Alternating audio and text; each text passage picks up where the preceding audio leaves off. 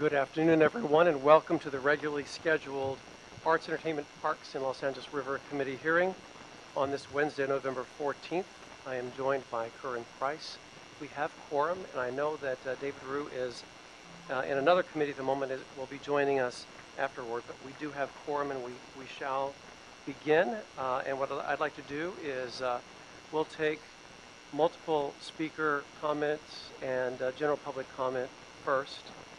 Multiple items in general, and we will start with Mr. Spindler. So 1 minute for general public comment, 2 minutes for all the items that you want to speak on. Yes. All right. So, number one, Asian Pacific AIDS. Yes. David Rue, being of that persuasion, certainly supports item number one. We all know what he is.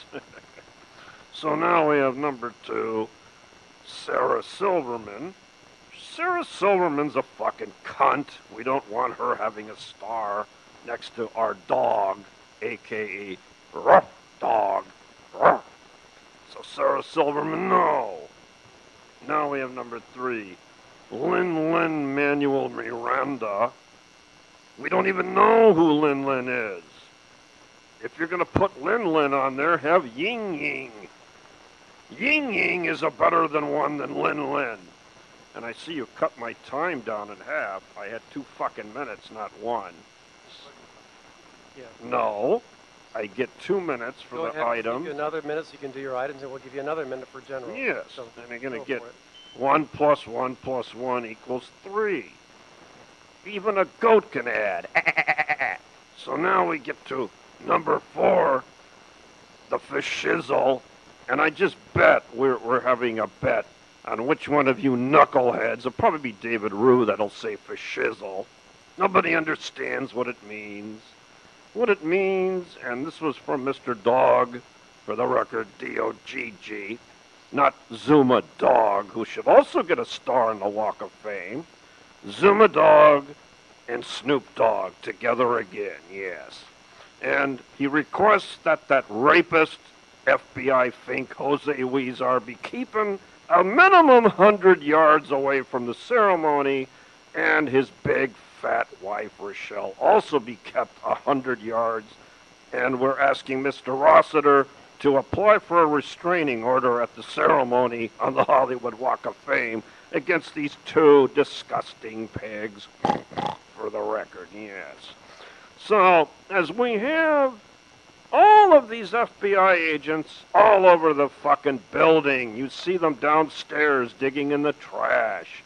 You see them on the beach. You see them in MacArthur Park. You see them everywhere in the garage. They're even over there by Curran Price's house again. They want to know how come he kept that car from the Senate with that special license plate. And they want to know how come he altered the voter records of his first wife, showing she's living in her second wife's house.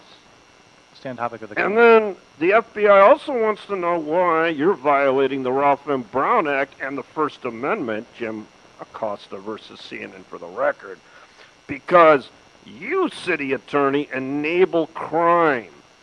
What you need to do is stop enabling crime and represent the taxpayers and the municipal corporate entity. Oh, and I forgot.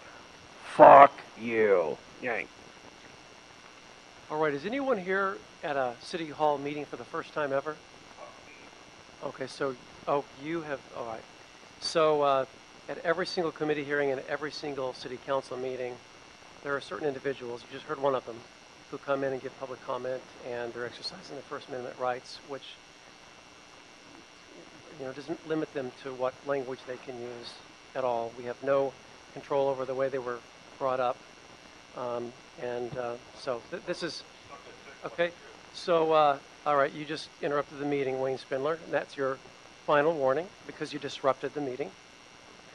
Anyway, they do this every single meeting, every day that the city council meets, and it's just kind of something we've had to get used to. So I really apologize for the ugliness that you just had to witness. All right, our next speaker will be Armando Herman. You have 2 minutes for all the items and 1 minute for general public comment.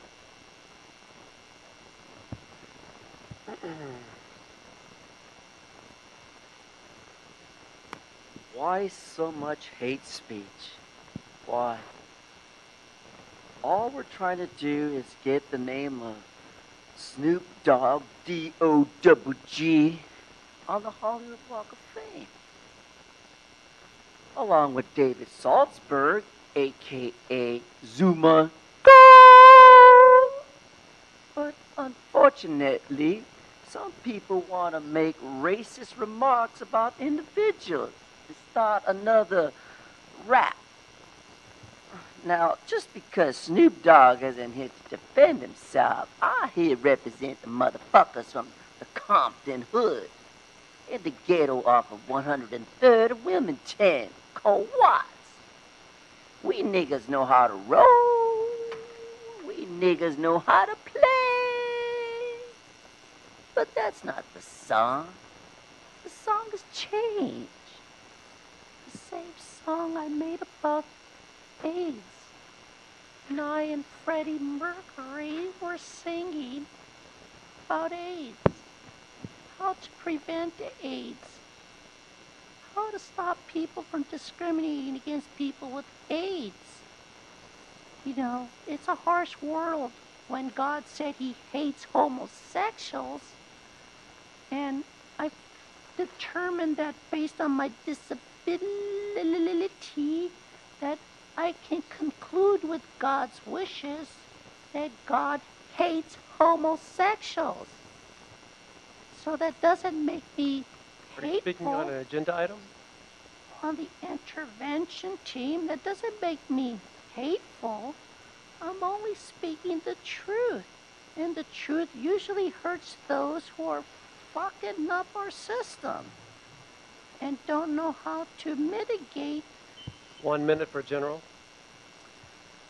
So, as you heard, on the passing of Jose Huizar and the obstruction of justice at City Hall, we've concluded that the conspiracy the subject matter of needs to be related to housing and arts. development is a result of a conspiracy.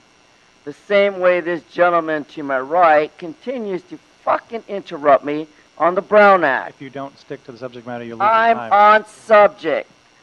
The walk of shame is Jose Huizar bringing the FBI to investigate why development for homeless veterans isn't important. And while you're stealing fucking money on development You can't argue and back patting and your forth with the fucking city fat attorney's wallets, office. you fucking fat All right. pig from the You've fucking lost- jacket. sorry, I got sorry. 9 He's fucking cents. disrupting the Fuck meeting. all of you, Wait. 42 U.S.C. 1983, Disrupting the meeting. and you're all going to hell. Take the job and shove it. All right, Mr. Price, what I'd like to do now is take items 2 through 9 on consent. There's no objection. So we'll move items 2 through 9 on consent. Thank you, sir. And that means we'll take us to item number 1. Item number 1, Mr. Chairman, Asian Pacific AIDS Intervention Team to present a status report on the Midnight Stroll and After Hours Cafe pilot program in Hollywood. And just let it be known that Wayne Spindler and Armando Herman are distracting everyone. They continue to do that. And so if that happens again, that is your second disruption, and you're out of here, Mr. Spindler. And this is your first warning, Armando.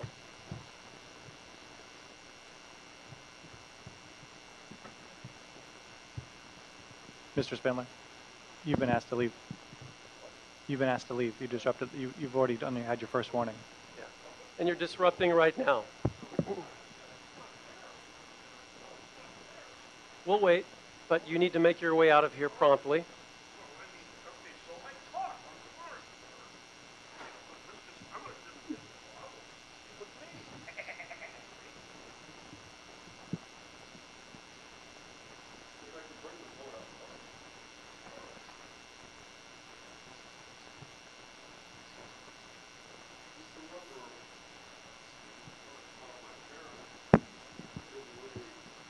He continues to disrupt the meeting. We're not sure what they raised. Anyway, goodbye. Bye. Goodbye. And just he continues to disrupt the meeting on his way out continually. All right, and Armando Herman is being distracting. So if you distract this meeting one more time, Armando Herman, you're also out of here. All right? That'll constitute a disruption, and you'll be out of here as well. All right, so thank you so much. Jasmine, good to see you. And please give us your name as well. Abigail Radassa. Abigail Radassa. Thank you. Welcome. Welcome to your boat. Thank you. So please, we look forward to hearing your presentation. But before you start, I want to thank some folks that have played an enormous role in the success of the Midnight Stroll for the last couple of years. Jury Candelario, who could not be here, the director of APAIT. Chief V. Gramala is not here, but she's one of our friends and allies, and Officer Jewel Son for her collaboration in ensuring that we have a safe environment in which to conduct the Midnight Stroll every month. And then Leo Daub from Mayor Garcetti's office in the partnership with this initiative. We want to thank all of those individuals. And Leo is here. Good. So we want to thank you as well. And with that, Jasmine Clayton, please begin. First, I want to say thank you so much, Mr. O'Farrell and Mr. Price, for allowing us to be here today. I want to thank you for our relationship that we've been able to develop over these 2 years and the success that we've had. I'm really overjoyed right now because before I left my office, I found out that 2 of the clients that have access through the Midnight Stroll are being housed in a FSP program. And that's a big deal because they've literally been navigating on the street for the last 3 months. So I'm just like, it feels good. But what we're going to do is we're going to present to you the Midnight Stroll. I'm going to turn it over to Abigail. Okay. Thank you, Jasmine. The Midnight Stroll was a 6-month program that started in April and ended on September 30th. Our target population were folks who are homeless living in the Hollywood-Wilshire Health District, inclusive of Council District 13, particularly LGBTQ+ individuals. Our goal was to reduce health disparities through linkage to care, behavioral health, housing programs, and other supportive services, as well as identify clusters of high-risk individuals for referral to appropriate services and to our Step Up on Vine hub. This is a map of Midnight Stroll. It started off really as a stroll along Santa Monica Boulevard between Vine and Western and expanded throughout the 6 months with key cross streets being Vermont, Vine, and La Brea. We've also been able to find quote-unquote hotspots or encampments where we're able to provide services to the individuals who are residing there. And Abigail, just to insert a little bit. Yes. The reason this site was chosen is because it's a well-known hub of activity for individuals who will oftentimes become sex workers on the streets on Santa Monica Boulevard in this stretch. It's been known for that for quite some time, and it's a bit of a homeless corridor with overrepresentation of transgendered women. Yes, yes, that is So I just correct. wanted to thank you. Thank you for providing that. Is it a particular location or Correct. a Yeah. It's been that way. I moved here in 1982. So it has been traditionally an area known for that into the city of West Hollywood. The whole entire corridor has been sort of known for that presence. It's known all over the world for that particular area, specifically Highland and Santa Monica Boulevard. I mean, it's been shown in movies and television, and so what happens is that the youth come from all over the world, and they migrate there, and they're told that they would have some type of success of possibly meeting someone there that could help them further along. But what happens is they get stuck there, and if there's no beds or rooms at the LGBT center, then they're left to sleep on the street or try to find the best housing possible. So sometimes the sex work that is happening is survival sex work, right? They're just trying to find out or earn money where they can find somewhere to sleep and eat that night. So it's been like that for a while, and now, with the change in environment and there's no access to, different programs that they were interacting with on the computer, online, it's led more folks back to the street. So with that being said, I'll let Thank you. And it is for that particular context that we were really happy to be able to provide services in this area. In particular, we followed a general client workflow. We engaged the folks, providing them bags of food and letting them know about the services that were available. We informed clients about this Step Up Online Hub, this partnership that we had with Step Up Online, to be able to utilize the services in their community center, which included showers, laundry, as well as a kind of temporary toiletry pantry that we developed. We had them access this hub, and we also tried our best to link them to support services, whether that was through patient navigation, other clothing vouchers, and really just assessing what it is they needed. Clients who we were able to engage and encouraged to go back to our site, EPAIP, were then linked to emergency housing, in particular trans individuals. And Jasmine will be able to speak more on that. In terms of our successes, we were able to outreach to 528 individuals. If we look at the LASA report, over 6 months. If we look at the LASA report in 2018, there are about 3,000 homeless individuals in Council District 13 per night, and we were able to see at least 17% of them just through that stroll alone. We distributed more than 500 bags of food to these individuals, and we had 25 of them access our hub, being able to take showers, being able to do their laundry, to have personal care items that are really essential for somebody who is homeless, socks or toiletries. And Can I just chime in? So that number includes any and everybody that we would come in contact with. So that could be someone that's just, navigating homelessness, out on the street that, are hungry and see us passing out bags and they say, "Can I have one?" We give it, to whomever is in our round is provided for. And then more exciting, we were able to house through these 6 months 30 homeless trans and gender nonconforming individuals. We had a partnership with the Weingart Center Association where we were able to house them in emergency shelters. Particularly, we had 3 beds there that were often more than not filled very quickly. So through the work of Jasmine and her team, we're able to also place folks to Salvation Army, Good Shepherd Center, as well as APAT's HOPWA program. I would like to add on to that. So this is how partnership works. The Weingart was through the funding that we got from your district. Thank you, Mr. O'Farrell. Also, we got some money from the city as well under the guise of the mayor, which was, I believe, donated by Caitlyn Jenner's foundation. So the beautiful thing about the Weingart, we were able to secure 3 beds there. And what we were able to do was rotate folks in and out of those beds. So they have a program there at the Weingart called the Open Door Program. So the goal was to get them in initial emergency beds, but then be able to access their program there. So they would take ownership, right, of this client and help them develop the skills or whatever is needed to access permanent housing outside of their realm. And then the Salvation Army came about through Caitlyn Jenner. She has some type of relationship with the director of that particular one in Bell, and they invited us down to do a tour. And once that tour is over, I asked them if they had some beds, and they provided beds. And then the Good Shepherd was a meeting that I had with the First Lady, Miss Amy Westland, who invited me out to do outreach on her homeless initiative plan.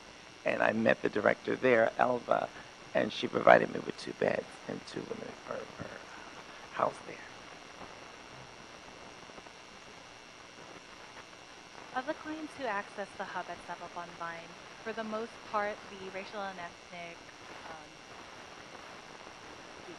successes that we were able to see were essentially the same as what we would see for LASA. But what was more interesting was when we asked about gender identity. Through this next slide, that is from the LASA 2018 report, we see that the homeless count for 2018, that there were 5% of those on a given night identified as transgender. But what we found when we were accessing the hub and accessing that area in particular, that we saw more or less 18% of folks who identified as trans which means that we were really in an opportune place to be able to provide services to them, which is kind of essentially reiterating what Jasmine just said. And really what's wonderful about this program is that we know how really the hard work it takes to get somebody from the street into a housing program. One such success is a client, Jane. We found out about an encampment in Poinsettia Park through the stroll over the course of 6 months. There was a woman there living in a tent who found out about Midnight Stroll through her girlfriend, who had received food bags from our outreach team. Through this word of mouth, this person was ready to access services and came to APAT. We did an intake with them to be able to assess their needs and also what their housing situation was. Met with Jasmine, who was able to house this person at the Weingart. And this person is now currently engaged in APAT services and is in the Weingart program as well. Yeah, so the beautiful thing about this particular client was in those, and oftentimes in those encampments, people are sleeping, right? The time that we arrive, it's late. So maybe one person is still up. They happen to know that we come every so often. And that one person gave a food bag to someone that was sleeping in their tent. So a lot of times they're doubling up in the tents and on that particular trip at that time. So that person, we always put our information in the bags, and that person found their way to APIT without us providing anything initially. So that was a big deal to me. Like, they made it to where we were because we're not located anywhere there. So they made it to our office, and from there we were able to start taking steps, right, towards the housing, towards testing, towards mental health, right, to make sure they're able to access some type of therapy and support, and then involve them in groups and to just really help them build a solid community. Yes, if we had to majorly define what our success was, it was building that rapport and that trust within the community. We could not have done that without this support and without those 6 months being out there. And now we take it to Jasmine to talk about lessons learned from our pilot program. Yes. So some of the challenges I said was navigating late hours, right? We're out there. We don't hit the street till midnight. So at midnight, there's a lot of interesting people you're coming in contact with. People that may be experiencing some mental conditions, drug addiction, right? So we're interfacing with a variety of people to the best of our ability. So we're always safety first. And I'm always looking out for the volunteers and my colleagues. I want to make sure that we provide a safe, affirming place for them to navigate through. So the hub was a big success, and we voted, and people decided they wanted to stay at the hub because, for one, it's in a central location. We're still able to outreach to everyone there, and the community is getting familiar that we're out there and where we're located. So just the last time, someone came to the hub and asked if they could shower, and that was the one time I didn't have the towel because I was going to another location at the time. So I said, come back in January, and I'll make sure you take a warm shower. And then some difficulties of volunteers to reach far distance for outreach. So what happens is that what we find is that our community is not in one location, right? They're all over the city. They're everywhere. And what we do is we have a team, an outreach team, at our office that goes and do site visits. So one of my colleagues, Zuma Velasquez, went downtown to the office. She told me there was a big community of trans Latino women and African American women that were navigating down there, doing survival sex work, and just trying to find their way. So I went and did a site visit, and to my surprise, there was a large number of trans women that were navigating there.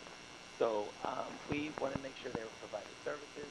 So we took our testing van in both locations. We always start on Santa Monica Boulevard because there is a prime area on Lexington and McFadden where the girls are navigating. So we take our new van, which has two options to be tested.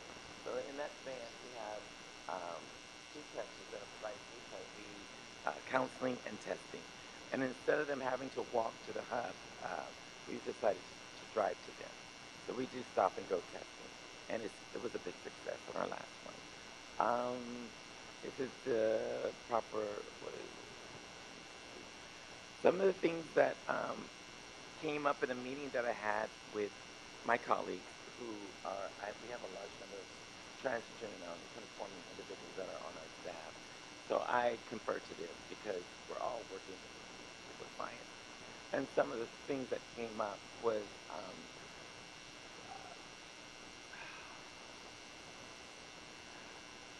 defining the shifts, like how people, when we actually need them. So we always have a protocol, outreach protocol, that everyone has to participate in. That's from 11 to midnight. At midnight, we go out for an hour and a half. So we're out on the street from 12 midnight or a little bit after to about 1:30, 1:45. Then people have to report back, and either they can continue on after they report back on the stroll with us, or they just need to turn in their badge and t-shirt, and we say thank you, and they're off on their way.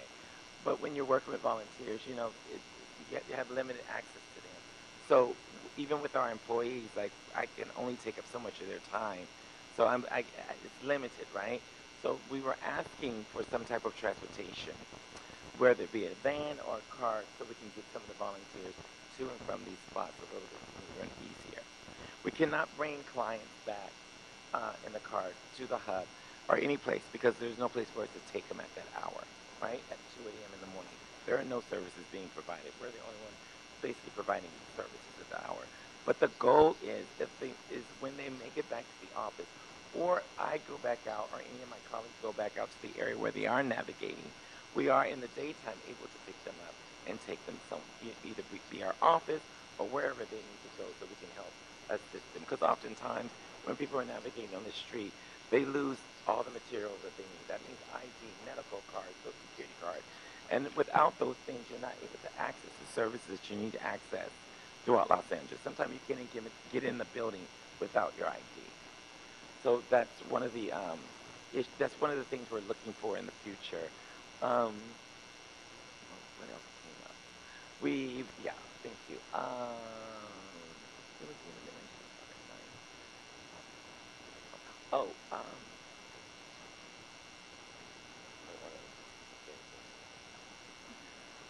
At some point we will need more shirts because we're getting more volunteers, right? And this is our shirt and all the logos on the back. The wall, La Promodia, for providing us with the shirts. And what the shirts do is let people know who we are. It was often asked of me, like, maybe we should wear the orange reflectors or something right. But I said we need to be a little careful because we're dealing with a very sensitive subject, right? People, they're in I hate to use the word vulnerable, but they're in a vulnerable state, right? Where there's a trust issue that takes place. So as too many of us coming up in these colors, we could be perceived as law enforcement or something that could put them more in danger. So it could be we can be pushed away. So something like this where it's easy, it looks kind of fun and attractive, and they're drawn to it. So it makes it a little easy for us and easy for them, for us to have that communication that's desired. So some of the challenges. What we found is we only had 3 beds. The clients talked to other clients. And other agencies have found out that we were doing this kind of work.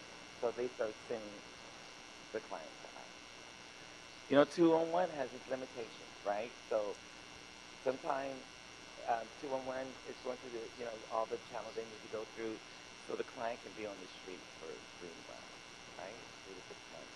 If a client is Watch the microphone. Oh, for more than 6 months. Oh, can you hear me? I'm just thinking they can hear me. For more than 6 months, they become accustomed to living on the street. So their mindset is navigating that way. So the goal is to alleviate. We can't, prevent that from happening, but alleviate as much as we can. And by us being provided another bed, we can house one more person. And then we want to leverage, the support that we can have with the new YWCA. And another thing I want to talk about The beauty of the YWCA is that it's going to acknowledge all women, right? That's the beautiful thing. But in the under the trans umbrella, we have multiple identities under the umbrella. So sometimes not everyone gets housed, right? They won't get the opportunity. Someone that's coming in that identifies as gender nonconforming or non-binary, they may not be presenting accordingly. So it could make it very difficult for the other clients and themselves to navigate through all these various institutions. So with the Midnight Stroll and that relationship with the Wine Guard, they literally give us individual rooms for them to go into and provide meals with that. So it just makes the work a little bit more tangible. I don't want to say easy because it's still challenging, but it makes it easier to get them back into our office because they've had a good night's rest and some food. So that's one of the reasons I'm asking for one more bed. And then we still provide blankets. Oftentimes, now that it's getting cold, I've been asked about tents. It's a little controversial, and we're still up for conversation. But when they don't have anything, they're literally sitting between the buildings without any blankets, without any jackets, without anything, because we cannot either house them or there's nowhere for them to go. So we're still talking about it. We have not done anything in that manner to provide anything, but we have been providing blankets and jackets that have been donated through an organization called I Love Me Foundation, and people people that we've been reaching out to they've been well received. We're going to provide more food, meaning we'll be able to buy more snacks. Everything is perishable. Everything is where they can open it and dispose of it themselves. And we're eco-friendly, so it's all in a paper bag, right? And then it's all edible, right? There's nothing where we're cooking or frying or any of that. They can access it.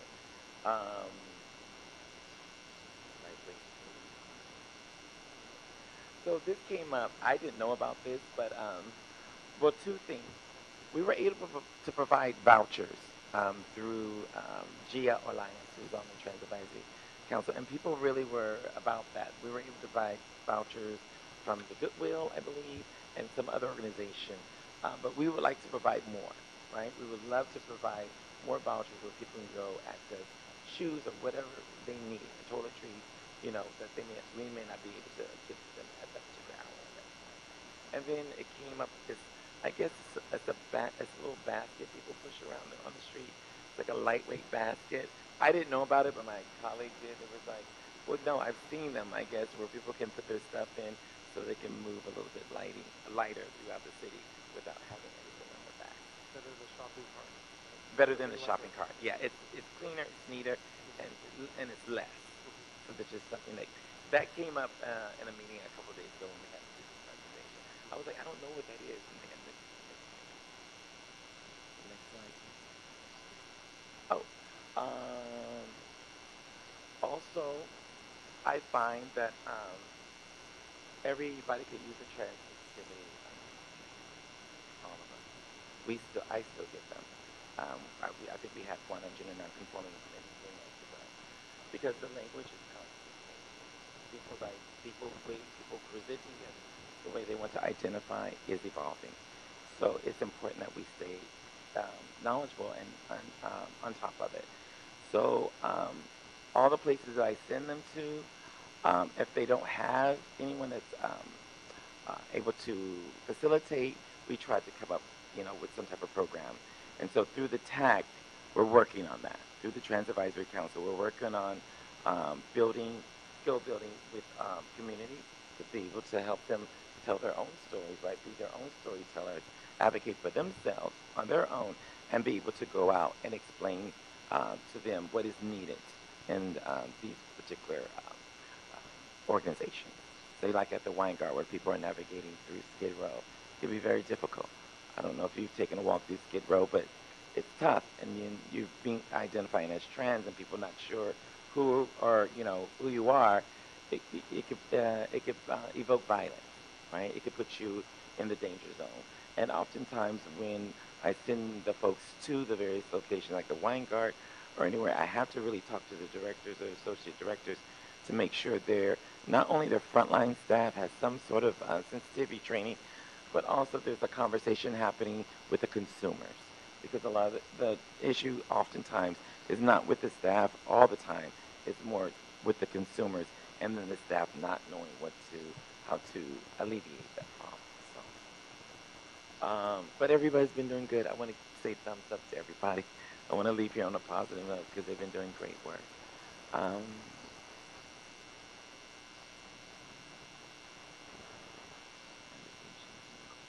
So we don't, at this present time, have a medical provider with us. But the goal is, with funding support, to provide patient navigation, right? So we're able to at least be able to provide information, get their information, so we can be able to put them in a system so we can either get back in contact with them or they can contact us so we can connect them with a doctor. Because a lot of times I'm finding personally when I've done the stroll, because oftentimes I have to stay at the hub to man it, but this last time I went out, I walked, that a mass majority of the trans women, especially the African American women, were not in care, and a few of them were HIV positive.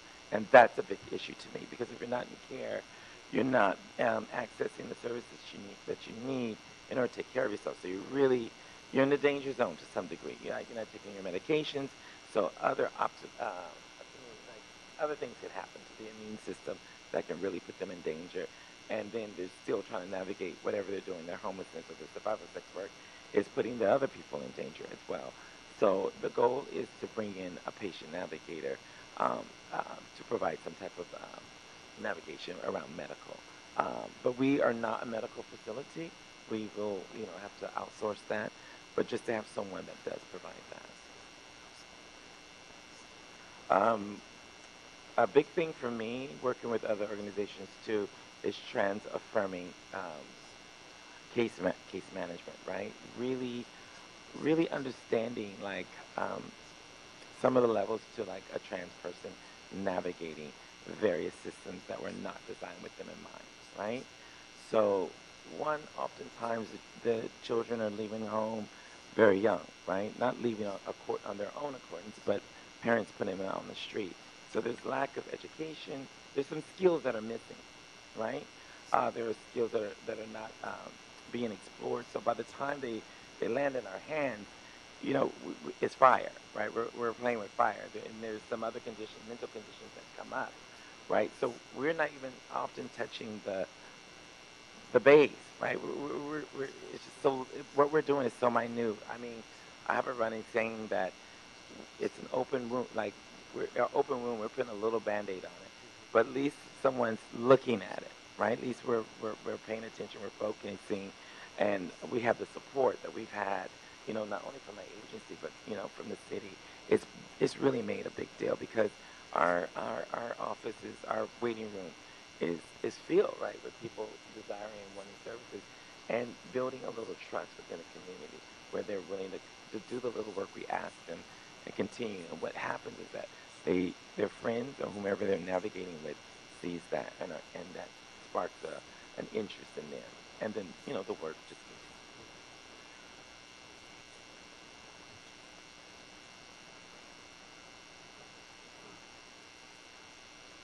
Okay, so I don't want to repeat myself, but I talked to you about the mobile outreach, right? I made that very clear.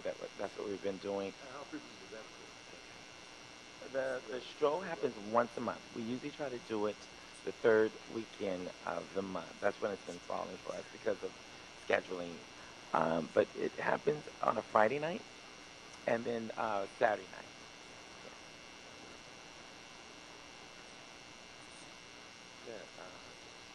The goal is we're going to renegotiate, hopefully, with Step Up on Buying. We've had a wonderful relationship with them, and thank you for that. And I also want to thank Daniel while it's on record, because we initially started out in a acting theater, the Second Stage Theater on Santa Monica and Wilcox.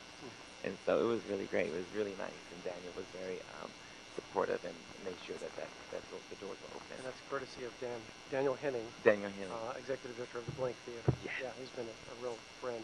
Yes, and Bree was the one that always unlocked the door for us. But now we have this beautiful relationship with Step Up on Vine, who provides services too for folks that are navigating homelessness. And that particular location allowed us to wash clothes and for people to take showers and eat and watch movies. I brought movies.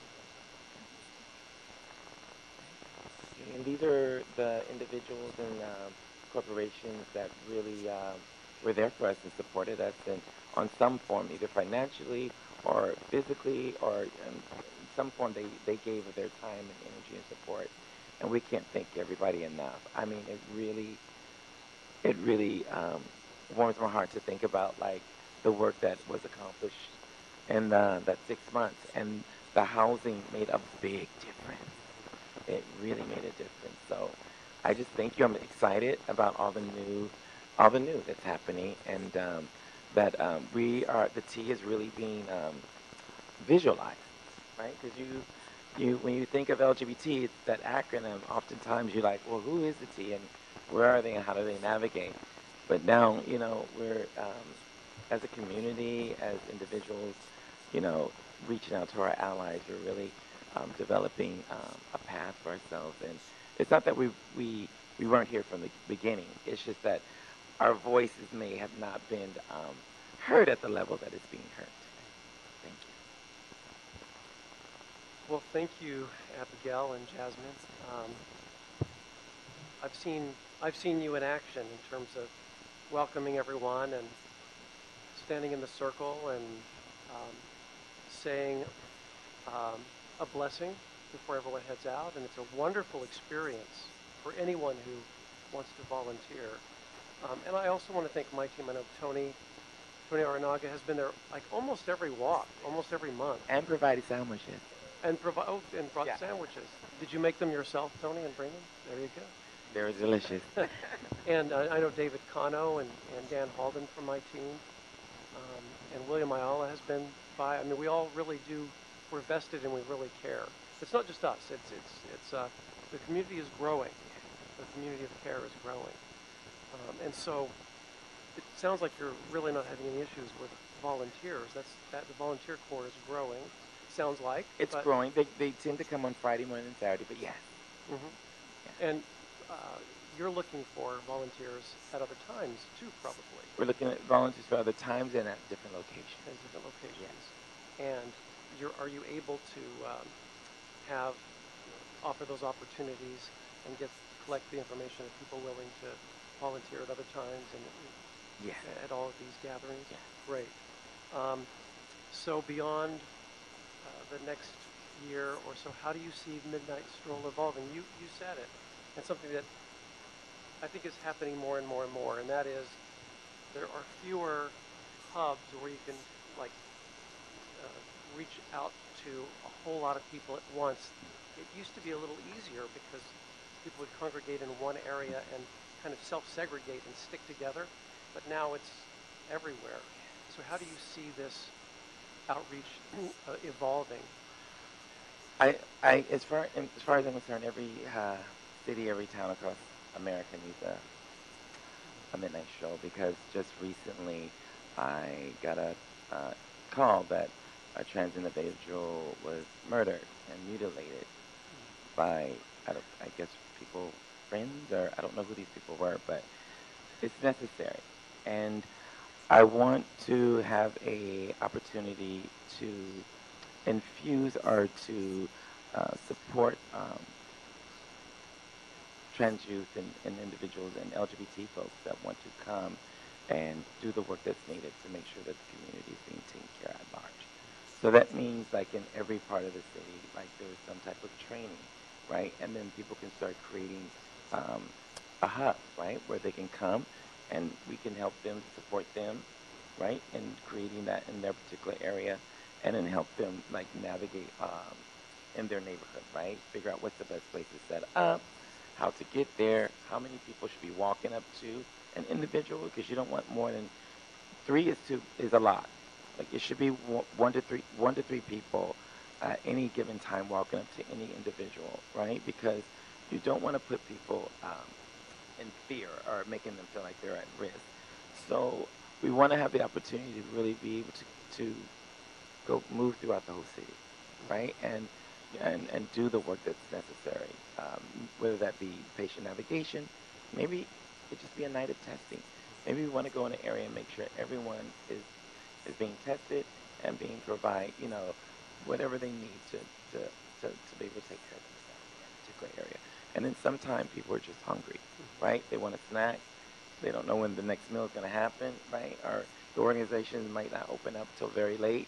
So at that particular hour, we're able to provide a light snack to hold them over. So it sounds like you're building up quite the network between you and APAIT. APIT, we Right, work with the Stroll, wellness, LGBT Los Angeles Center, the net. It sounds like more just by virtue of your presentation, with the over 500 reached out to Yeah. and the 30 plus have accepted assistance and a pathway. It sounds like more and more people, just word on the street is there is a network that exists and we can bring you into it, which is half the battle. Yeah. Sometimes, right? Okay. Well, this is phenomenal, I think. Mr. Price, any comments or thoughts or questions? Or So like a great step forward. I know that working hard to collaborate, leverage the resources that we have. It sounds like we should really continue with this. I'm curious, in terms of resources being available, are there stations available at certain spots along the Soul, or just folks are just sort of walking up and saying, hey, housing, No. what's the interaction like? On an average night, so I'll give you the night. The my colleagues from my office usually arrive at 10:30. At 11 o'clock, the volunteers come in. There's a protocol, so they have to do an outreach protocol in which they watch we made a little screener where we watch a little video, so you understand about like interfacing with right, the homeless. So what happens is that we go out in groups. So there's on Santa Monica, we have 3 groups. We have a group that goes all the way to Vermont. We have a group that goes to Western, and we have another group that goes to La Brea. We've been walking this whole time. With literature? No, we have condoms, we have water, we have literature, we have the food bags. So we'll have little tote bags, and if we see someone laying on the street and they're awake, or we like, are you hungry? People usually say, hey, yeah, you want a snack? They'll take it, and it has the information. We let them know, look, if you feel the need that you want to take a shower, or you want to go rest inside the building, it's at this particular address. What we found on the stroll, though, doing that at that particular hour, oftentimes people do not want to leave those locations because they have nowhere else to go. So it's their security blanket, right? So that's why the number wasn't large, right? The people coming into the hub. Oftentimes, though, some people would leave their stuff with their friends, come back to the hub, access the services. Well, we found that everybody would come. It wasn't only trans women. It was cis men and cis women. So everyone would access those services.